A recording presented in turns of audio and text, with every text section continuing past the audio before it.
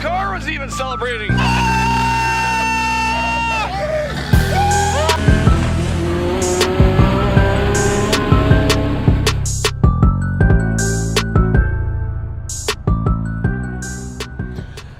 What is up, guys? We are back in the garage, and on this one we're working on the blue turd, not this blue turd, but the real one.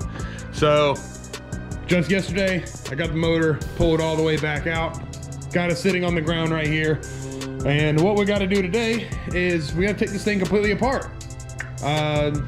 So for those guys that don't know anything about this car, this is the original V6 transmission, the original V6 motor, the original V6 crankshaft. It is a Taurus show V6, Taurus V6. Well, I turned this thing 9,500 RPM, and we've seen over 40 pounds of boost, even upwards of 48 pounds of boost before. So the motor has lived quite a impressive life.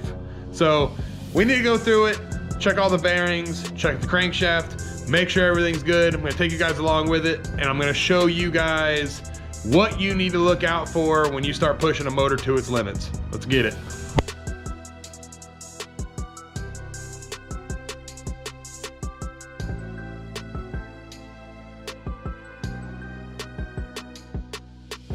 I swear you would think I'm new to this.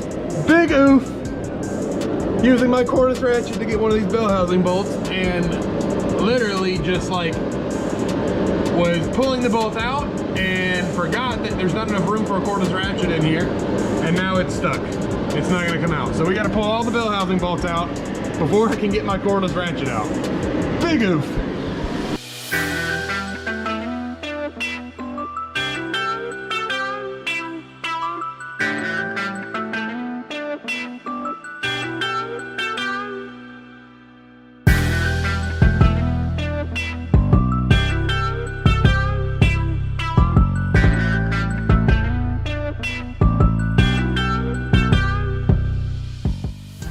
All right, we're all on the engine stand.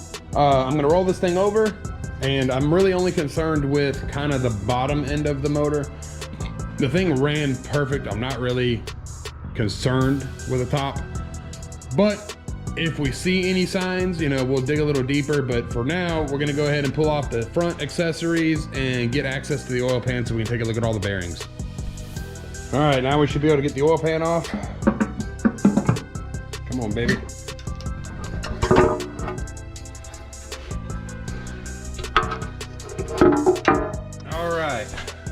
So first, just by looking in the pan, can't tell if this is water, because it sure looks like it might have had some water in the oil. Now it could also be fuel in the oil. That's a big problem with ethanol cars. We will keep investigating. All right, now that we got everything off, we got the girdle off and the windage tray, and you can see our custom aluminum rods up in here. Everything right now looks good. The only suspicion that I have is this oil looks like, you know, like it's jelly. You know, I do run some really thick oil, and it's very possible, just because this thing's been sitting for so long, that the water inside the fuel is making it do that. But I'm also really scared that we may have cracked the water jacket in the block or cracked something in the head. As much as I don't want to pull the cylinder heads off of this thing, we might end up doing that. We're gonna take a look at the bearings, and you know, we'll go from there. All right, so the largest obstacle with this, other than the oiling system, has been this. Most motors that make this kind of horsepower, they use what they call like a 4-bolt main. So essentially, this cap, which holds this bearing, it goes out a little further, and then there's going to be 2 fasteners on each side, a total of 4. Well, I only have 2. And when you have, you know, what I think is like a 50-pound crankshaft making however much torque and RPM, this cap likes to move around. So I'm getting ready to pull this off. And what I had done in the previous was dowel pin these, and you can see it doesn't really move, which is good. And we can see if we can get this pulled off. If we, we can't get it pulled off by hand, so that's a good sign. All right, well, I got the main cap here, And what we are looking at is some actually really good news. On this surface, if we can get this thing to focus in, what we used to have to fight with was this main cap basically moving left and right on the block as it was running. And what that does is it metal transfers, right? Well, since we've added these dowel pins, which you can see these other little holes, well, we have matching studs inside the block right there. And that keeps that from moving around. So this all actually looks pretty good. The bearing looks fine. There's no weird wear.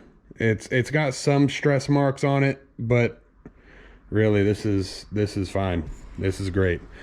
So we got number 3 off. This one had come up a little bit easier, and I am seeing somewhere that is showing me that the block is kind of moving around. The bearing looks pretty great. We're definitely reusing these. The thrust washers, which are these gold little washers right here, they look fine. But if we look closely right here, it's really hard to get the camera to focus. I'll see if I can put this down and I can show you guys. Get this thrust washer off real quick. All right, so stay up there. Everything looks fine right here. Around this bolt hole right here, there's no movement, right? But if you look really closely, you can see a line that's on the outside of this. What I believe that's from, it tells me the main cap right here is not moving, which may mean the bearing is staying straight, the bearing bore, or the housing bore. But this itself is moving around it. You know, block distortion. I could be wrong. Really, this is nothing that I'm going to be super worried about right now. I feel comfortable, you know, turning this car up a little bit more. The only thing we gotta do is check some rod bearings now. And as long as these bearings look good, we're going to reuse everything. And, you know, maybe we'll start tearing into the top side of the motor. Well, I got the rod bearing pulled off, and well, you know, the rod bearing's amazing. It still even has a coating on it from when I put them in. Now, the great thing about aluminum rods is, man, the aluminum rod acts like a shock absorber. You know, if this thing had a steel rod in it, it definitely would be beating up these bearings a lot more, but because of the aluminum rod and it being so soft, it absorbs a lot of the vibration and a lot of the harshness, so your bearings end up living a lot longer. You know, I'm really happy with what we're seeing here. So think we got a couple things to fix. I know we got a leaking oil pump, and you know, we'll start digging into some more. Keep digging into this thing, and we got the oil pump off. Can't even figure out why this thing was leaking. I hit the surface with a straight edge. Everything seemed to be good. The gasket looked fine. It wasn't torn. So really clueless here. Other than that, everything around here looks good. Bearings have been looking good. Crankshaft is, yeah, it's a crankshaft. It's good. So the only thing I can be thinking that I really need to do right now is I'll throw a fresh gasket on this guy, clean it up, start reassembling this. I'll go ahead and finish checking the rest of the bearings. So I'll pull the rest of the rod caps off, the rest of the main caps, just to be safe, and get this thing put back together, get it back in the car so we can get back to the 8-second passes. Well, I got the oil pump back on, and I may have figured out why it was leaking. I wish I'd have gotten it on camera, but I got a spare motor over here, and it looks like the oil pump, when it bolts to the front of this, there's 2 dowel pins. One right there, and then one right there. And as you can see, this one is missing because I pulled it out. We only had 1 dowel pin on the oil pump, so what I'm thinking is maybe the oil pump had moved a little bit, and you know, maybe that's why it was leaking. It wasn't able to actually stay still, you know, like still and located on the block. You know, hey, it's I'm sure the dowel pins are there for a reason. So hopefully that was it. Other than that, everything else looked fine. So, all right, guys, quick little update. It is the next day. I unfortunately was not really feeling good yesterday, so I wrapped it up, But anyway, I'm back from work. Back to work on this thing. I got the oil pan back on. All the bearings checked out great. Crankshaft's looking great. You know, nothing really wrong. So I just got the timing belt put back on, get that all tightened up, and check that out. Yeah. ASP header, turbo manifolds, looking beautiful. You know, we need to get some nice hardware, maybe some like nice titanium or something like that to go on the front and back of this. And we need to get some plugs to plug these up for now while we're not using the exhaust gas temperature. But motor is coming together. Should have it wrapped up. Definitely should have it wrapped up tonight. And then sometime during this week when I get off work, we'll get it plopped back in the car. And then hopefully by the end of this video, we'll have a fire up. So we're going through some maintenance items, checking the valve lash. I went ahead and wrote down on the valve cover surface what our actual adjustment is.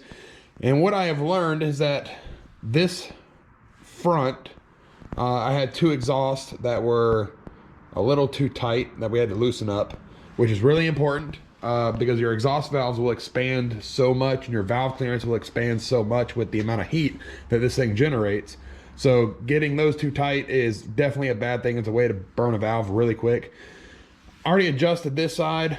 On this side, what's really odd is only the middle came out of adjustment. So our intakes are like 6 to 7 thou, and I run my exhaust at like, and I run the exhaust at like 10 thou, and the exhaust over here is 13 thou, and the intake's 11. So these both loosened up about 3 thou.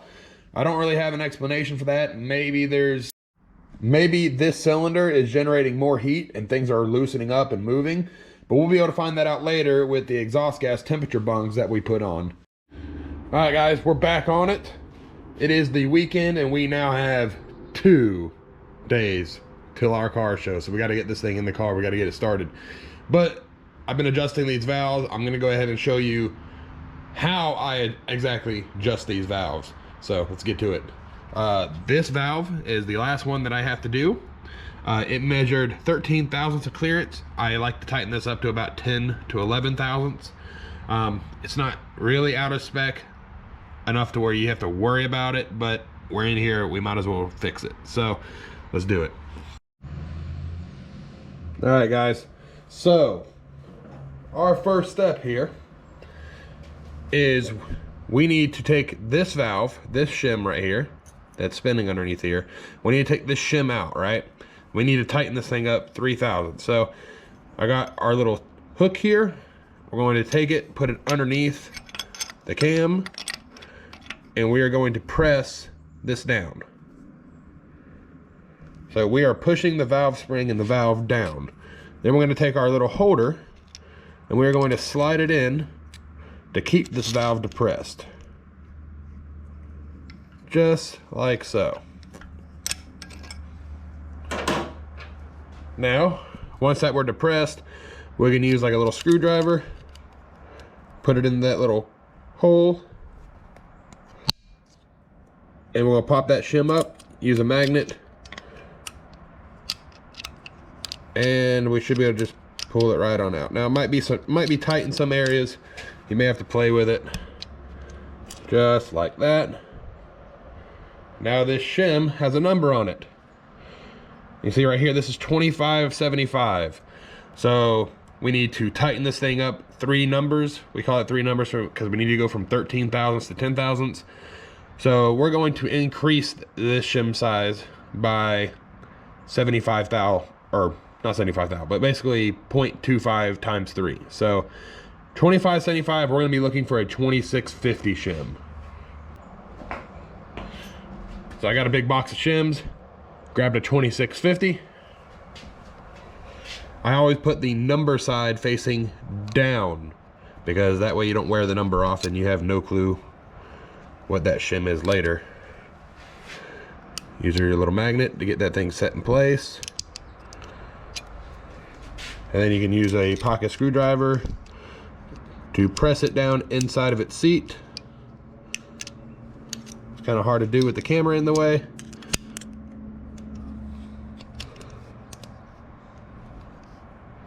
There we go. And you want to give it a good push because you want to make sure this thing's entirely seated. Put our hook back in there. Gonna press this hook down. Boom. Shim is changed. Now we're gonna recheck it. So we're gonna use our screwdriver, press down on it really hard. Make sure that that thing is completely down. And we have our feeler gauges. This is basically just a thin piece of metal that you can buy. And this is 10 thousandths thick. We're gonna take this and insert it. And as long as it fits pretty tight, that's gonna be it. So what I'll do is I'll go back and check the number higher. So that was 10 thou. Let me grab my 11 thou shim or feeler gauge. So this is an 11 thou. And my 11 thou will not go in. So this is 10 thou clearance, which is absolutely perfect.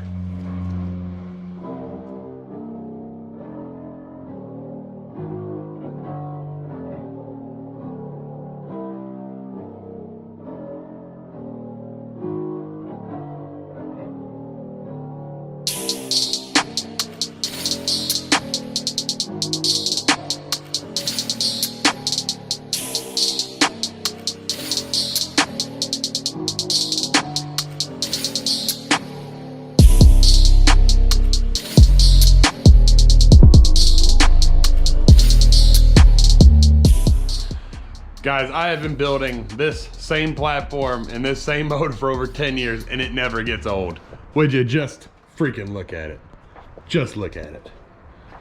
So guys, motor is all wrapped up tip to top and it's time to put this thing in. So we got our beautiful ASP headers all bolted on, everything cleaned up in time, valves adjusted, billet intake polished up. Look at that, yeah. Go ahead and get this pulled off real quick.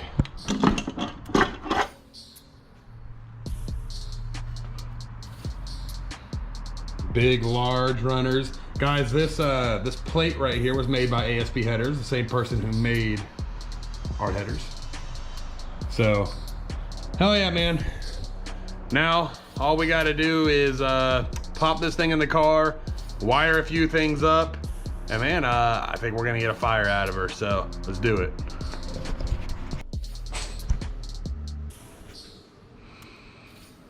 This is the face of disappointment. Because literally right after I got done saying we're gonna start this thing, now we're probably not gonna start it. This is the crank trigger that I was clearancing because the bolt was not getting good at thread engagement because this bolt actually holds part of the oil pump on. And the freaking bit jumped up and smacked the damn crank trigger. So big oof. That's probably not gonna work. I mean, there is a chance it may work. Probably not gonna work though. All I can do is give it a shot. I ordered 2 brand new sensors. They're not gonna be here in time because we gotta be out of here in 2 days. So we might be pushing this thing into a car show. Great. That's right, less time lapses, more action. Engine is inside the turd. All we gotta do is bolt up some engine mounts, run some wires, some fuel lines, etc., and we'll be good to go. All right, so I got my bagged up injectors. Gotta get the injectors thrown in here, but before we put these in, these have had race ethanol fuel put through them. They've been sitting, we gotta clean them. And I got a brand new piece of equipment I can't wait to freaking use. Check this guy out. This is our injector cleaner and flow test machine. I've always wanted one of these. I no longer have to bother James and Jesse at EB Tech to be able to take care of my injectors. Came with an ultrasonic cleaner over here, which is basically you throw your injectors in there, you let them sit, and it'll clean everything. So I gotta go get some fluid for this. Not even really sure what I use for fluid. Yeah, dude, we can start flowing these injectors. So these Injector Dynamics 2600 cc, we can, you know, check it out, make sure they're all good. All right, guys, well, after scratching my head for a little bit, I think I am missing some parts. For one, I didn't have any cleaner, so I just threw gasoline in it. That way we can at least check to see if like any of them are sticking. But then I ran into a whole nother problem where, let's see if I can get out of the light. There is no cushion, and I don't have any other parts for the bottom of the injector. I've gone through all of it. There's nothing there. So basically it's just kind of sitting in this hole, and hopefully it doesn't leak. So you guys are getting ready to see with me. Let's see if we can do it. So let's change this mode. Let's go to injector flow test.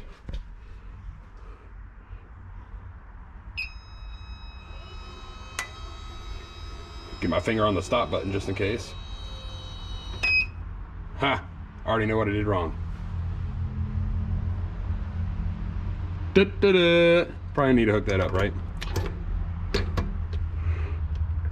Alright, now we're on there.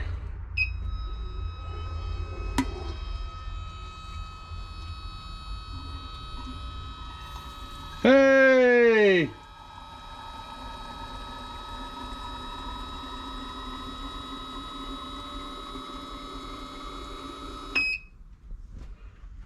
Alright, so didn't really tell me too much, but let's make it pulse. Alright, so we put it on a sprayability test. We're going to turn our RPM up to like 2,000 RPM. And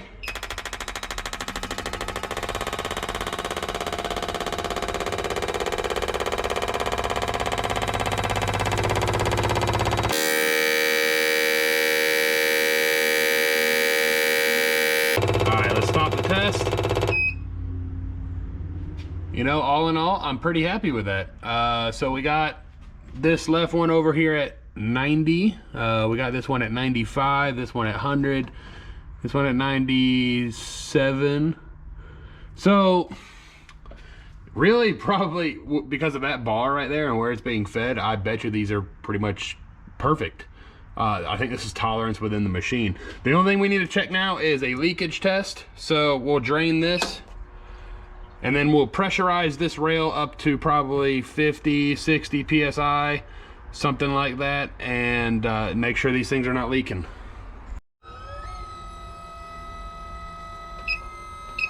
Okay, so got this thing at 50 pounds. That's about 60 PSI. Injectors are completely closed. We got no dribblers. No dribblers.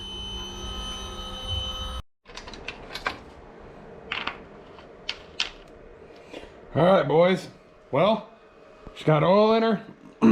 Everything is plugged up to my knowledge. So let's go through a checklist. For one, I don't even know if I got fuel in this thing. I'm sure it's old stuff, but whatever. Let's check for fuel leaks. Got the power hooked up, so hopefully everything turns on.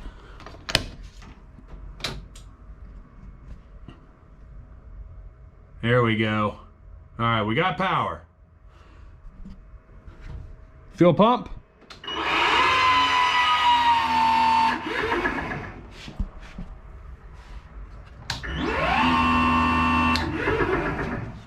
$75 pounds of fuel pressure.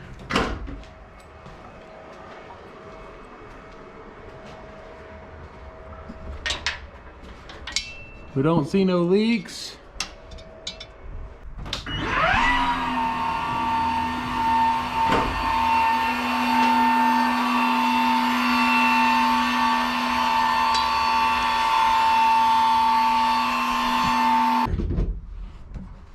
So we want to crank this thing over until our oil PSI right there moves. Hopefully it sounds good.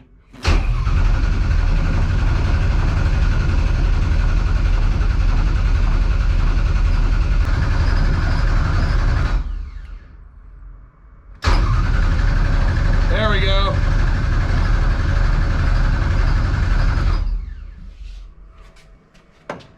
We got oil pressure, fellas.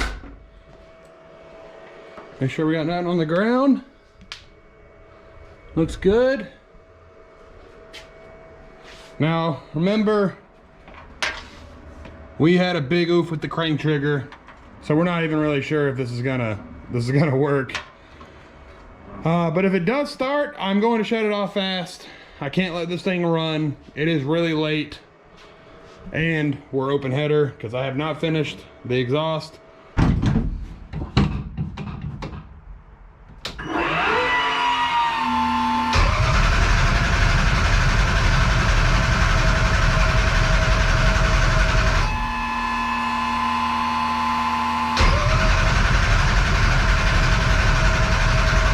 Damn it, man.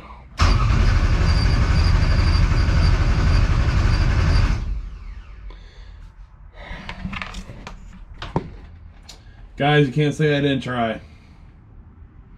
I don't know if we're gonna have a running car for the car show. Damn.